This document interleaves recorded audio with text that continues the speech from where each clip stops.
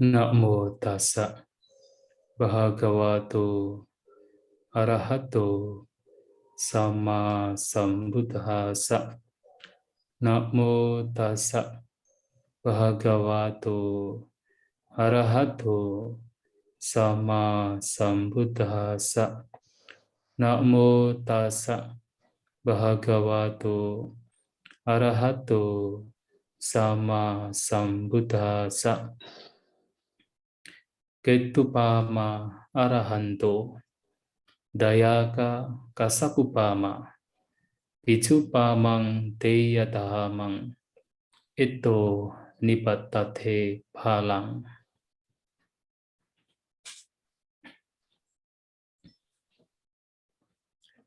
Yang saya hormati para Rama-Ramani, khususnya umat Buddha Wihara Karangjati, juga yang saya hormati keluarga Bapak Sensen yang malam hari ini melakukan patidana untuk mendiang Ibu Chong Meli Chandra, dan juga yang berbahagia Bapak Ibu saudara-saudari sekalian.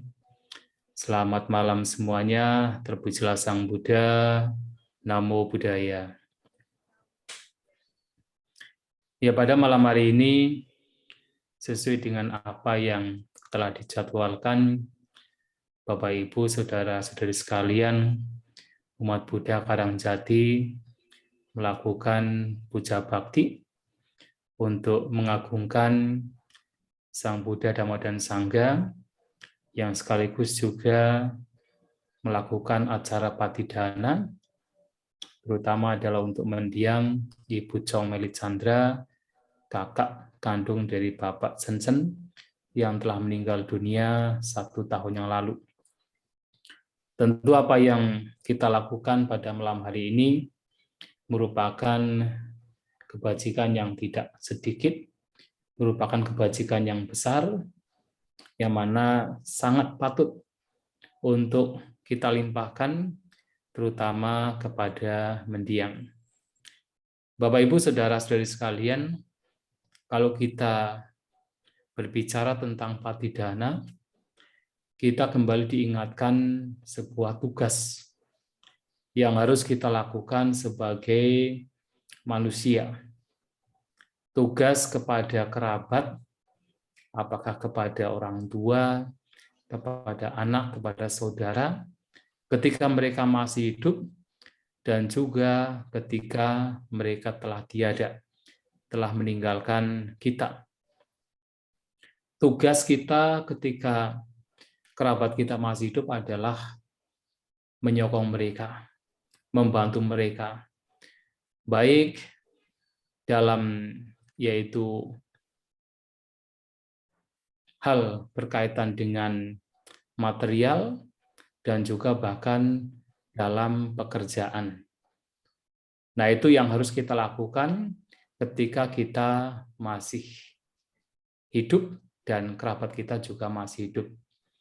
Tetapi tidak hanya tugas kita adalah untuk menyokong mereka ketika masih hidup, ternyata sebagai umat Buddha yang mengerti, kita pun juga harus tetap melaksanakan tugas kita, terutama kepada kerabat mendiang yang telah meninggalkan kita, yaitu dengan melakukan patidana. Yang mana seperti pada malam hari ini kita melakukan patidana, yang ternyata tidak hanya melakukan patidana untuk mendiang Chong Meli Chandra, tetapi juga untuk mendiang Tan Chang Chai Ing, yang tentu dalam hal ini sangat baik untuk kita lakukan. Bapak Ibu saudara-saudari sekalian, dan juga kita ketahui bahwa untuk bulan-bulan ini, terutama bulan April, ya terutama untuk masyarakat Tionghoa, masyarakat Chinese juga melakukan yaitu tradisi yang biasa dilakukan setiap tahun, yaitu tradisi Chengbeng, yaitu ziarah kubur, yang mana dilakukanlah ya doa-doa dan juga persembahan sesajian kepada mendiang kepada leluhur. Yang sebenarnya tradisi seperti ini juga telah dianjurkan oleh Sang Buddha.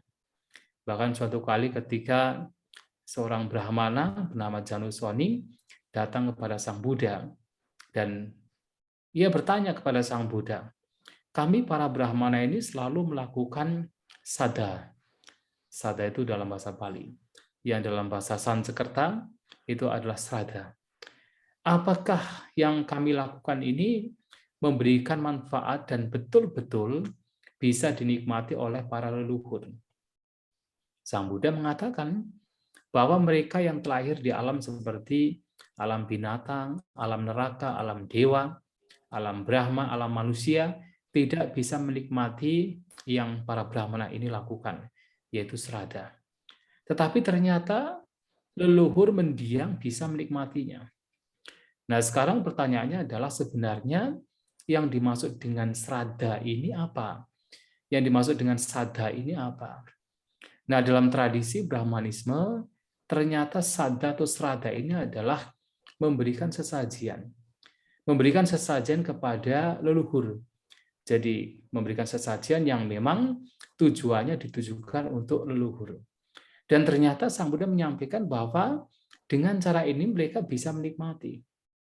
Yang mana tradisi sraddha ini kemudian diadopsi, terutama di Jawa, menjadi nyadran. Yang sebenarnya apa yang dilakukan itu sama, yaitu memberikan sesajian kepada untuk leluhur. Dan itu ternyata memang bisa dinikmati oleh para leluhur. Dan ini yang juga dalam tradisi Chinese adalah Chengbeng. Nah, tetapi Sang Buddha tidak hanya mengajarkan tradisi memberikan sesajian kepada leluhur. Karena yang diberikan itu ya kita bisa mengatakan adalah makanan yang sifatnya adalah fisik. Ya, ibaratnya kalau kita makan makanan fisik seperti misalnya makan lauk, makan nasi, ya kita bahagia tetapi hanya bertahan paling 3-4 jam. Setelah itu kita lapar lagi dan kita menderita lagi.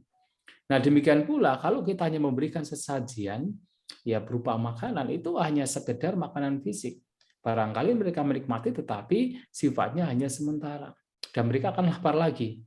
Nah, sehingga Sang Buddha juga mengajarkan kepada para siswa beliau, kepada kita semua, ada cara lain yang juga sangat baik untuk dilakukan. Yang tidak lain adalah patidana. Nah, patidana ini adalah kalau kita melihat arti dari patidana memang adalah mempersembahkan atau berdana kebajikan. Yaitu pati adalah kebajikan, dana adalah berdana, berdana kebajikan. Tetapi yang dimaksud di sini adalah bukan kebajikan kita berikan untuk leluhur, tetapi adalah kita melakukan kebajikan apapun itu yang kemudian kita mengajak leluhur, mengajak mendiang mereka kerabat yang telah meninggal untuk ikut berbahagia. Nah, kalau kemudian mendiang leluhur mereka tahu keluarganya melakukan kebajikan dan mengatasnamakan mereka yang meninggal dunia atau mengajak mereka untuk berbahagia, nah mereka juga akan ikut berbahagia.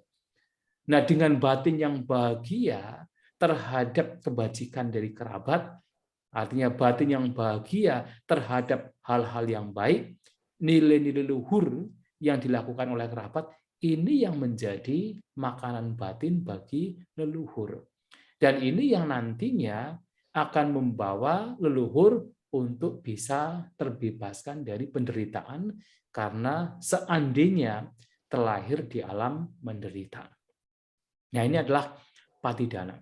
Dan patidana ini telah dilakukan di awal sekali ketika Sang Buddha baru mencapai pencerahan.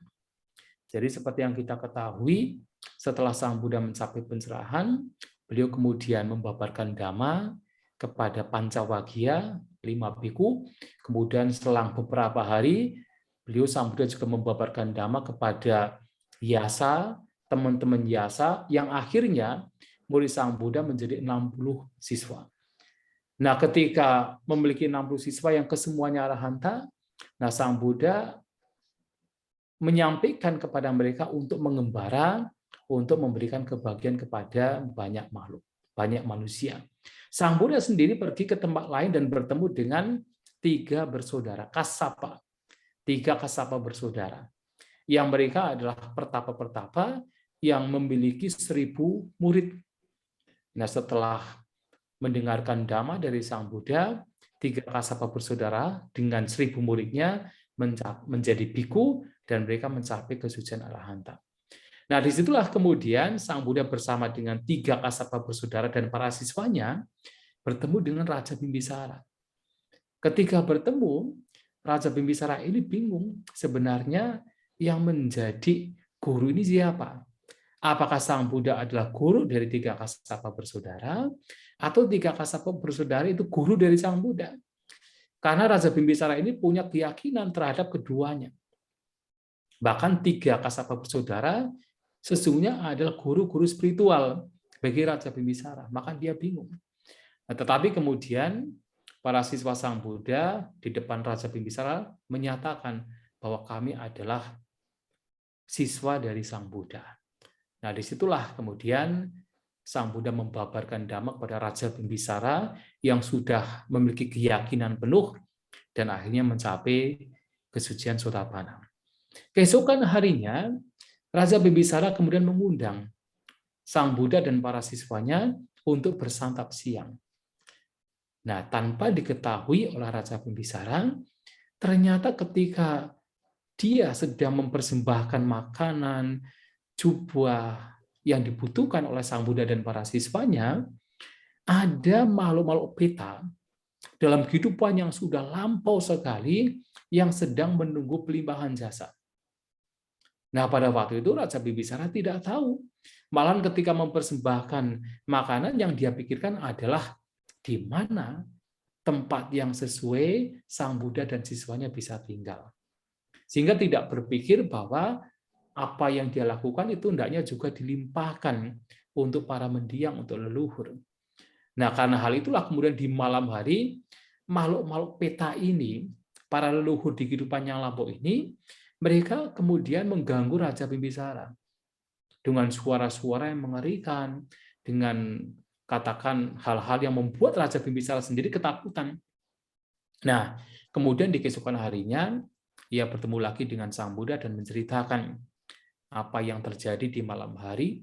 Nah, dia berpikir bahwa itu pasti suara bukan suara manusia. Itu pasti suara-suara makhluk-makhluk yang dari alam lain. Nah, Sang Buddha mengatakan bahwa tidak perlu khawatir. Mereka itu bukan ingin mengganggu Raja Bimbisara, ingin mencelakai Raja Bimbisara. Tetapi mereka sesungguhnya adalah kerabat di masa lampau yang ingin mendapatkan pelimpahan jasa.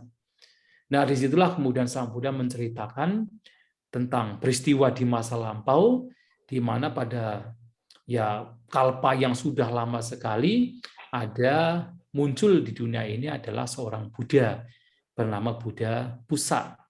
Nah, Buddha Pusa ini adalah anak seorang raja. Nah, rajanya ini sangat kikir dalam kebajikan. Nah, dia berpikir Sang Buddha adalah putra saya. Karena Sang Buddha adalah putra saya, maka tidak ada seorang pun yang berhak untuk berdana kepada Sang Buddha. Dan juga karena para siswa Sang Buddha, yaitu para biku sangga, itu adalah siswa Sang Buddha adalah milik saya, maka para siswa Sang Buddha juga milik saya. Maka tidak diperkenankan siapapun untuk berdana bahkan kepada sangga. Nah, kemudian pada waktu itu, Sang Raja ini juga punya 3 anak lainnya, 3 pangeran yang dengan Sang Buddha berbeda ibu. Jadi kita ketahui bahwa seorang ibu dari Bodhisattva yang nantinya menjadi seorang Buddha itu hanya melahirkan 1 anak, seperti Ratu Maya. Demikian pula dalam kehidupan-kehidupannya lampau, setiap Bodhisattva yang nanti menjadi Buddha pasti ibunya hanya punya 1 anak itu. Maka dari ibu yang berbeda 3 pangeran tersebut. Nah, mereka itu berpikir, wah ini ayah kami itu sangat-sangat pelit dalam kebajikan. Ya, kita juga ingin berdana. Lantas bagaimana supaya bisa berdana kepada Sang Buddha? Nah, tiga pangeran ini membuat sebuah cara, yaitu bersandiwara seakan-akan di pinggiran kerajaan ada pemberontakan. Nah, kemudian oleh ayahandanya diminta ketiga pangeran ini untuk meredam pemberontakan tersebut. Ya, tentu karena ini adalah akal mereka ya langsung bisa redam. Nah, dari situlah kemudian sang raja yaitu berjanji untuk memberikan hadiah. Pokoknya sekarang apapun yang kalian inginkan akan saya penuhi. Nah, tiga pangeran tersebut berkesempatan bahwa ini adalah kesempatan untuk bisa berdana kepada Sang Buddha dan siswanya. Maka mereka mengatakan kami ingin mendapatkan hadiah supaya bisa berdana kepada Sang Buddha dan siswanya sangga selama 7 tahun. Wah, tentu tidak boleh sama ayahandanya. 7 tahun terlalu lama.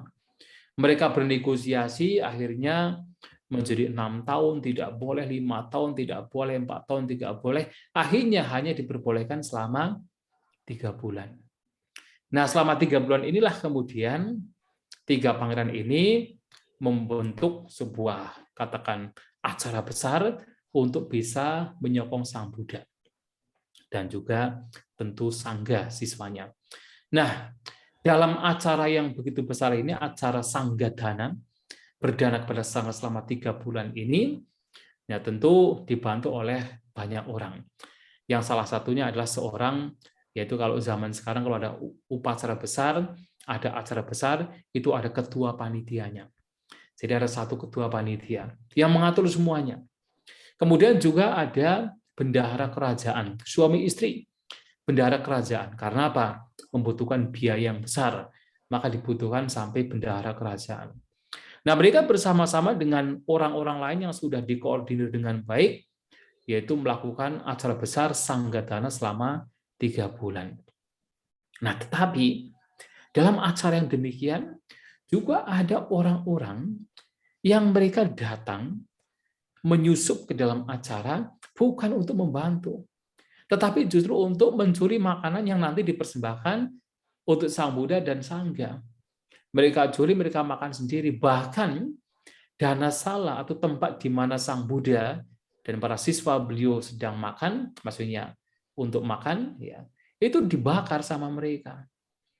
Nah, sehingga karena perbuatan jahat mereka ini, mereka meninggal, ketika mereka meninggal, terlahir di alam, bahkan alam niraya, alam neraka. Sementara sang 3 pangeran, kemudian juga 2 bendahara suami istri, ketua panitianya, dan orang-orang yang membantu dengan tulus, mereka meninggal terlahir di alam surga. Nah, pada saat Buddha Kasapa muncul, mereka orang-orang jahat yang tadi terlahir di alam neraka, kemudian terlahir sebagai peta. Dan mereka melihat sendiri, ternyata ada orang-orang yang ketika melakukan patidana, peta atau kerabat mereka yang terlahir sebagai peta, itu bisa terselamatkan. Mereka bisa bebas dari penderitaan. Maka para peta ini kemudian datang kepada Buddha Kasapa, bertanya apakah kami juga bisa mendapatkan pelimpahan jasa, mendapatkan yaitu patidana, agar kami bisa bebas dari penderitaan. Buddha Kasapa mengatakan bahwa untuk saat ini belum bisa. Tetapi nanti di zaman Buddha Gautama akan ada satu kerabat kalian yang nanti akan memberikan patidana. Namanya adalah Raja Bimbisara. Nah, nanti di sana dia akan membebaskan kalian dari penderitaan karena terlahir di alam peta. Nah, mendengar begitu mereka itu sudah bahagia sekali. Seakan-akan bahwa setelah sekian lama mengalami penderitaan, nah besok ini akan mendapatkan pembebasan. Padahal antara Buddha Kasapa dengan Buddha Gautama itu jedanya sangat panjang. Tetapi mereka melihat, merasakan seakan-akan itu sudah dekat sekali. Nah, sehingga ketika Raja Bimbisara ini sedang berdana kepada Sang Buddha dan juga Sangga, nah, para peta ini menjadi marah karena tidak mendapatkan patidana. Nah, ternyata pada zaman Buddha Gautama ini, ketua panitia yang pada waktu itu membantu 3 pangeran tidak lain adalah Raja Bimbisara. Sedangkan 3 pangeran yang menjadi inisiator untuk melakukan sanggadana besar-besaran tidak lain adalah 3 kasapa bersaudara. Nah, kemudian 2 bendahara suami dan istri yang pada waktu itu membantu mereka dalam acara sanggadana itu tidak lain adalah Wisaka dan Dhammadina. Wisaka adalah seorang rumah tangga mencapai kesucian anagami, Dhammadina adalah istrinya yang kemudian menjadi bhikkhuni mencapai kesucian arahanta. Nah, Raja Bimbisara ini adalah ketua panitianya. Para peta ini adalah kerabatnya. Jadi pada zaman dulu itu, pada zaman Buddha Kasapa, barangkali memang mereka-mereka yang menyusup ini juga masih punya hubungan kerabat dengan ketua panitia ini yang nantinya menjadi Raja Bimbisara. Makanya mereka bisa menyusup dengan mudah ya karena ada korelasi, ada hubungan dengan dengan ketua panitia. Nah, sehingga disitulah Raja Bimbisara sebenarnya masih kerabat dalam kehidupan yang lampau. Nah, mendengar hal itulah kemudian Raja Bimbisara meminta Sang Buddha dan para siswanya keesokan harinya untuk kembali menerima persembahan dana dari Sang Raja, untuk kemudian dilimpahkan kebajikannya ini kepada mendiang para peta kerabat yang di masa lampau itu. Nah, keesokan harinya diadakanlah sanggadana dari Raja Bimbisara untuk Sang Buddha dan para siswanya yang kesemuanya arahanta. Nah, dikatakan karena kekuatan dari Sang Buddha, kesaktian dari Sang Buddha, antara peta dan Raja Bimbisara bisa saling melihat. Nah, kemudian ketika Raja Bimbisara mempersembahkan air minum kepada Sang Buddha dan Sangga, ia berpikir, idang me nyatinang hotu. Semoga kebajikan ini melimpah kepada sanak keluargaku. Artinya, sanak keluarga yang tadi yang telah terlahir sebagai peta. Nah, ketika itu dilakukan, maka secara ajaib di alam peta, di mana para peta itu tinggal, muncul kolam yang begitu bersih. Mereka yang tadinya kurus kering, kotor, mandi-mandi di kolam tersebut, minum-minum, dan menjadi segar. Kemudian ketika Raja Bimbisara mempersembahkan makanan, juga direnungkan, idang me nyatinang hotu. Semoga ini juga menjadi atau melimpah kepada sanak keluargaku. Nah, me itu artinya milikku atau ya keluargaku, nyatinang, me nyatinang. Nah, ketika itu dilakukan, nah di sana juga di alam peta muncullah berbagai macam makanan surgawi. Mereka yang tadinya kurus kering, kelaparan, nah mereka mulai makan. Yang badannya kurus kering menjadi gempal, menjadi membaik. Dan ketika Raja Bimbisara mempersembahkan jubah kepada Sang Buddha dan para siswanya juga merenungkan idang minyak tinang hotu. Semoga ini pun juga melimpah kepada sanak keluargaku. Nah, para peta ini di alam mereka juga mendapatkan pakaian-pakaian surgawi. Yang tadinya mereka telanjang, mereka mengenakan pakaian surgawi, mereka meninggal dan terakhir di alam surga. Nah, di sini Patidana telah ada sejak zaman Sang Buddha. Dan ternyata Patidana ini tidak hanya untuk orang-orang katakan kerabat yang saat ini saja. Bahkan kerabat di kehidupan yang lampau pun juga itu bisa menikmati patidana yang kita lakukan. Seperti Raja Bimbisara. Bahkan ada satu cerita yang berkenaan dengan Bhante Sariputta. Nah, ini juga bagaimana ya seorang Bhante seperti kami pun juga bisa melakukan patidana. Biasanya kan umat berpikirnya patidana itu adalah para rumah tangga. Kami para bhikkhu seperti hanya ladang kebajikan saja. Kami tidak melakukan patidana. Padahal kami pun juga bisa melakukan patidana. Seperti apa yang dilakukan oleh Bhante Sariputta. Jadi pada zaman Sang Buddha ada suami istri. Suaminya adalah seorang brahmana yang dia itu punya kualitas batin yang sangat baik. Dia itu suka berdana kepada para biku, para pengemis, mereka-mereka yang membutuhkan makanan, minuman, karena Brahmana ini merasa ya punya harta, maka dia gunakan untuk banyak berbuat kebajikan. Nah, tetapi istrinya berbeda. Istrinya tidak suka berdana, bahkan dia punya sifat yang kikir, sifat yang pelit. Nah, sehingga suatu saat ketika sang Brahmana itu pergi karena ada urusan, kemudian meminta istrinya untuk memberikan makanan yang sudah dipersiapkan kepada para biku yang datang.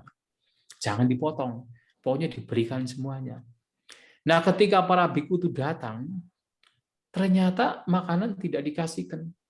Diambil sendiri, bahkan kepada para biku mengucapkan kata-kata yang kasar. Sudahlah, kalian makan kotoran saja, minum darah kalian, makan otak ibumu. Sampai sebegitunya. Nah, karena kejahatan inilah kemudian ketika istri dari Brahmana ini meninggal, nah ia terlahir sebagai peta. Jadi meninggal sebagai peta itu ya karena kejahatan. Terlahir sebagai peta. Tetapi untungnya ketika dia terlahir sebagai peta, dia ingat bahwa di kehidupan yang kelima sebelum ini, dia itu sebenarnya pernah terlahir sebagai ibundanya dari Banti Sariputa. Jadi sebelum ini di kehidupan yang kelima itu terlahir sebagai ibundanya Banti Sariputa. Nah, ketika Banti Sariputa, Banti Mahamoggallana, Banti Anuruddha dan Banti Mahakapina datang ke Raja Gaha, ya ke daerah di mana Raja Bimbisara juga berada. Nah, peta ini mendatangi Banti Sariputa dan menceritakan bahwa dulu saya juga pernah menjadi ibunda dari Bante di kehidupan yang kelima dulu. Nah, karena sekarang terakhir sebagai peta, menderita, nah minta bantuan untuk bisa terbebas dari penderitaannya. Akhirnya Banti Sariputa mendatangi Banti Mahamoggallana, Anuruddha, dan juga Banti Mahakapina menceritakan apa yang terjadi.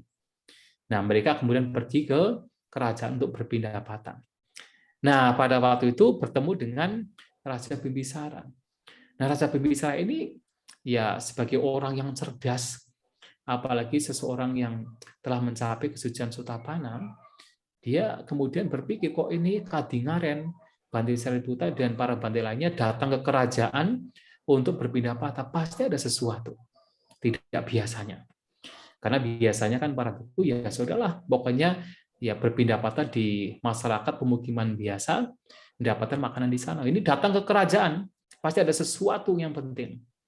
Nah, kemudian bertanya, apa yang menjadi masalah sehingga kok ya berkenan untuk datang ke kerajaan berpindah patah.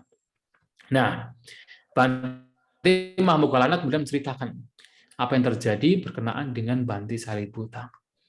Nah, Raja Bimbisara yang memang cerdas ya tahu sendiri apa yang mesti dia lakukan tanpa katakan para biku meminta, dia tahu sendiri. Akhirnya apa? Raja Bimbisara membangun 4 kuti tempat tinggal para biku di pinggir kerajaan yang sepi, yang nyaman, yang sesuai cocok untuk digunakan sebagai tempat meditasi.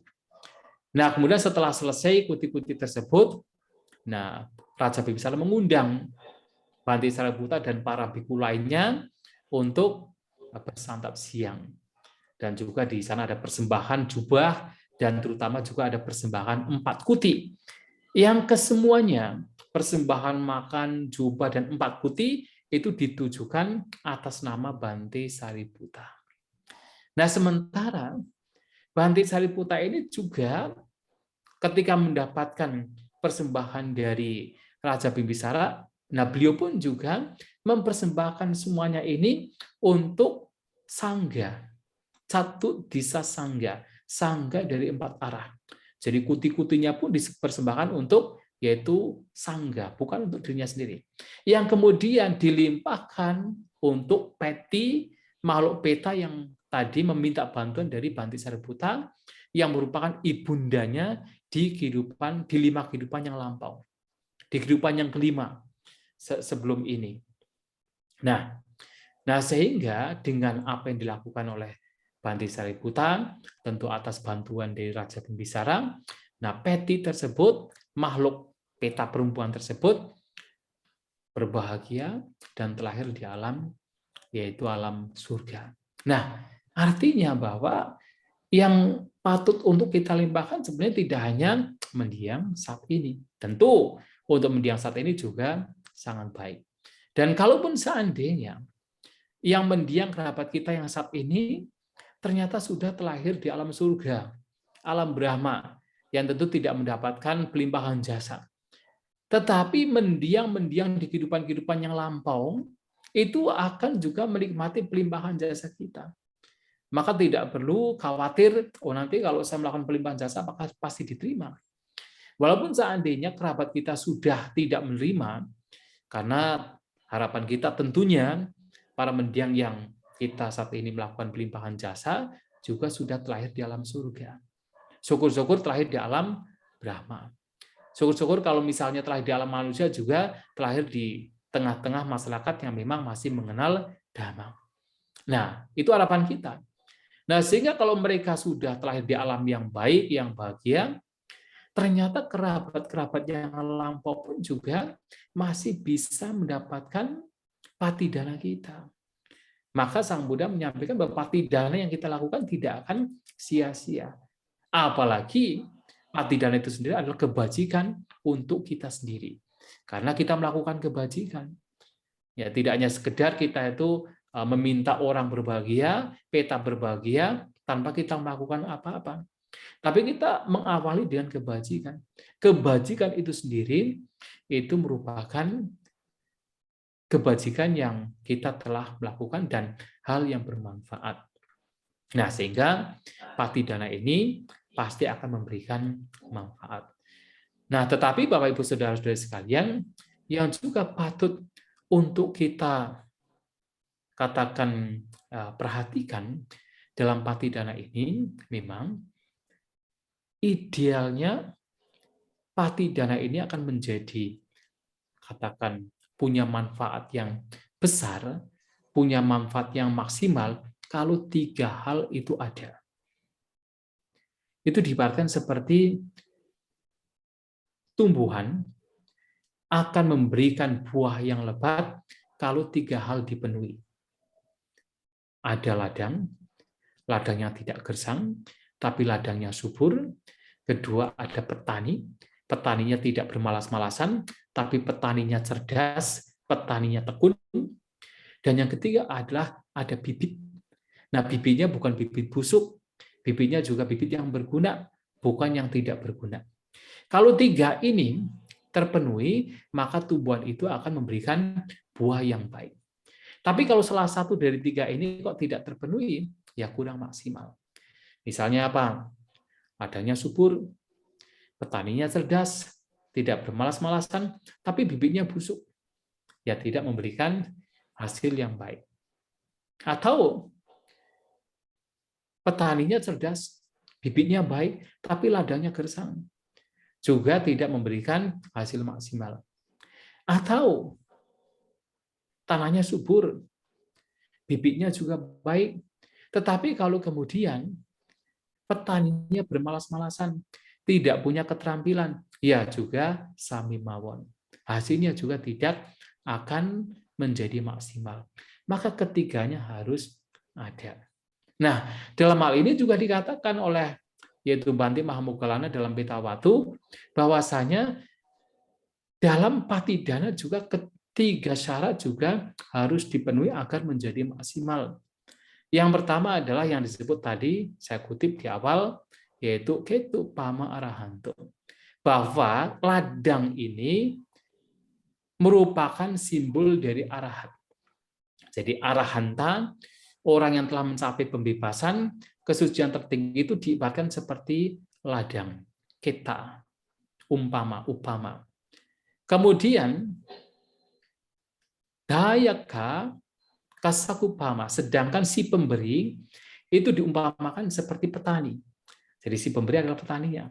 Sedangkan hal atau benda yang dipersembahkan atau yang digunakan itu seperti apa? Biji atau bibit, biju, pamang, deya, damang.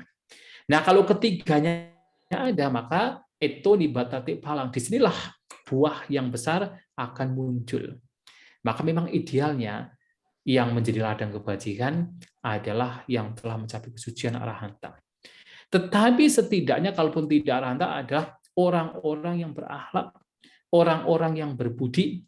Kalaupun kemudian ladang kebajikannya adalah bukan manusia, misalnya tempat yang memang membutuhkan berdana kepada wihara, berdana kepada panti jompo, panti asuhan yang memang membutuhkan. Itu adalah ladang. Ladangnya cocok. Bukan ladang gersang, tetapi ladang yang memang subur. Nah, kemudian yang juga penting, tetapi sering dilupakan oleh kebanyakan dari kita adalah si petaninya. Si petani tidak lain adalah si pemberi. Nah, pemberinya pun juga harus apa? Harus memperbaiki diri. Jadi si pemberi ini juga semakin kualitas dari si pemberi ini baik, maka semakin kualitas dari patidana juga lebih baik. Tapi kalau kualitas dari si pemberi juga tidak diperhatikan, maka kualitas dari patidana juga kurang sempurna. Makanya Sang Buddha pernah menyampaikan dalam salah satu khutbahnya yang disampaikan kepada para biku dalam Akanggiya Sutta.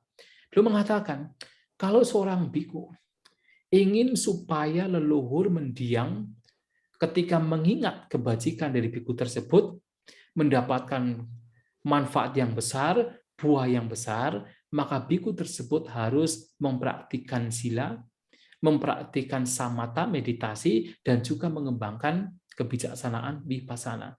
Sila sama dipanya harus dikembangkan. Artinya, kualitas dari si pemberi yang melakukan patidana pun juga harus diperhatikan. Semakin kualitasnya bagus, semakin kualitas patidana juga semakin bagus. Ya ibaratnya begini, kalau kita melihat ada seseorang yang kesehariannya itu sebenarnya banyak melakukan kejahatan, dia suka menipu, licik, ya sana sini memfitnah, memecah belah. Kemudian suatu kali kita melihat orang tersebut datang ke wihara dan berdana.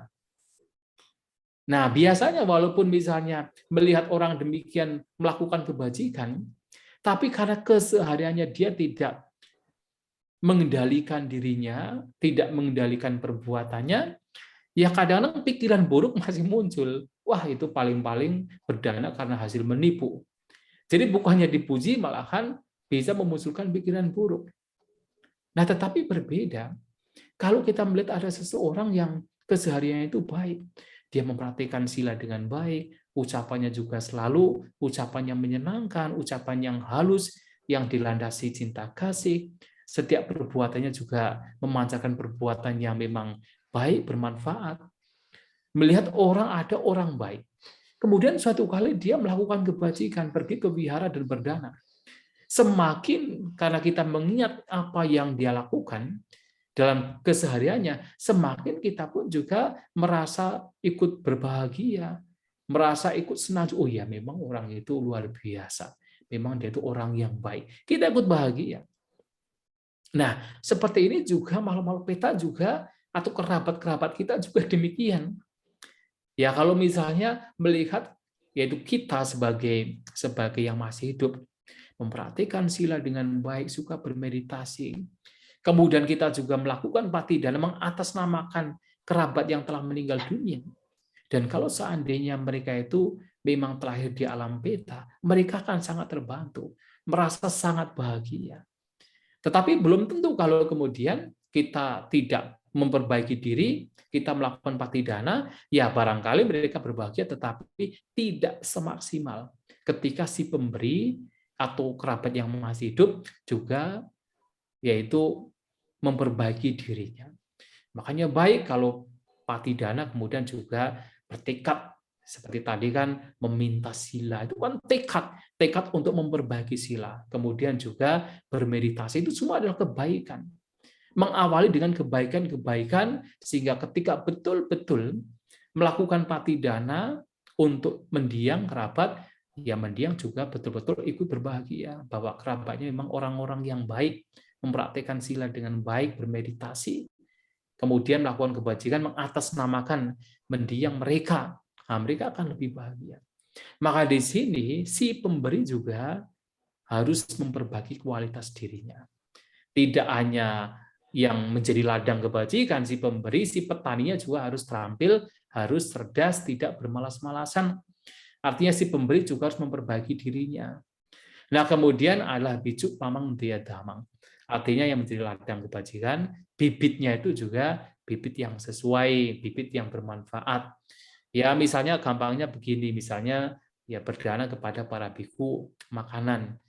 Ya, kalau misalnya berdananya itu adalah setelah tengah hari, ya walaupun itu berdana tetapi kan tidak bermanfaat karena kami tidak makan setelah tengah hari. Artinya ini bukan bibit yang bagus, bukan bibit yang baik. Tapi kalau kemudian berdananya sebelum tengah hari, jam 10 sudah datang ke wihara, berdana kepada ya para biku. Artinya apa?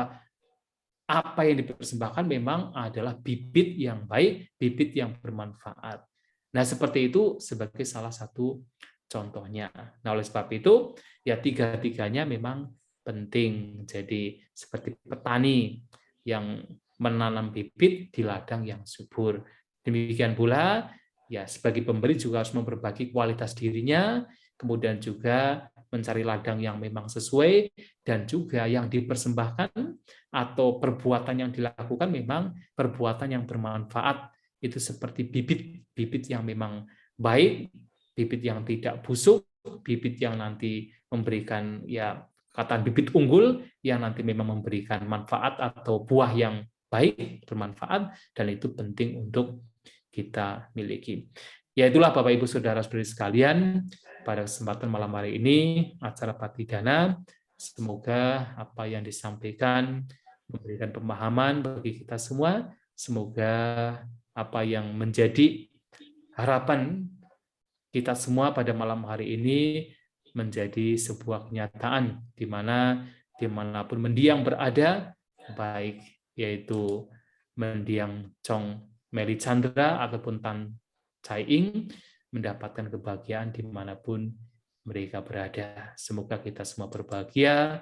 Sapi sata bawantu sukitata, semoga semua makhluk berbahagia.